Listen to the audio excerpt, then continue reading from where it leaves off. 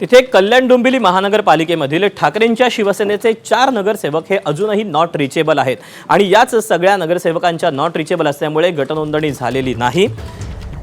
मधुर म्हात्रे, कीर्ती Dhone, Swapnali Kene, Rahul coat हे 4 नगरसेवक not reachable असून त्यांची गटनोंदणी झाली नसल्याचं वरुण सरदेसाई यांनी सांगितलं।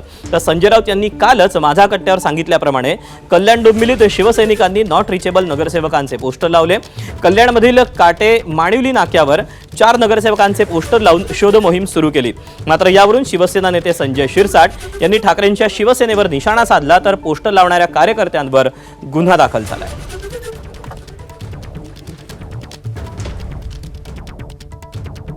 जे 4 नगरसेवक हे आत्ता आमच्या सोबत नव्हते, त्यांनी अजून स्वतःची नोंदणी सुद्धा कोकण आयुक्तांकडे केलेली नाही। परत एकदा बैठक बोलवू, या बैठकीत जर ते गैरहजर राहिले तर त्यांच्यावर डिस्क्वालिफिकेशनची कारवाई ही होणार म्हणजे होणार। शिवसेना उद्धव बाळासाहेब ठाकरे या पक्षावर आणि मशाल या चिन्हावर तुम्ही निवडणूक लढवलेली आहे।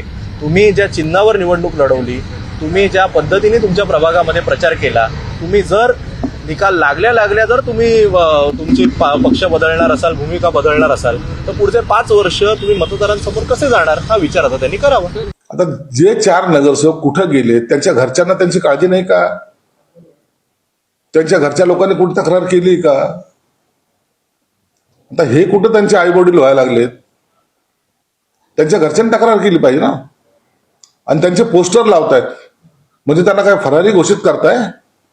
ते दरोडखोर आहेत, डाकू आहेत, काय त्यांच्यावर आरोप काय आहेत?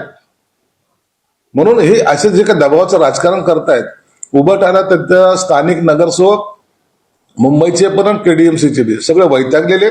मला वाटतं आणखी लवकरच त्याच्यातला आणखी एक मोठा गट हा त्यातून बाहेर पडण्याच्या मनस्थितीत आहे। एबीपी माझा, उघडा डोळे बघा नीट।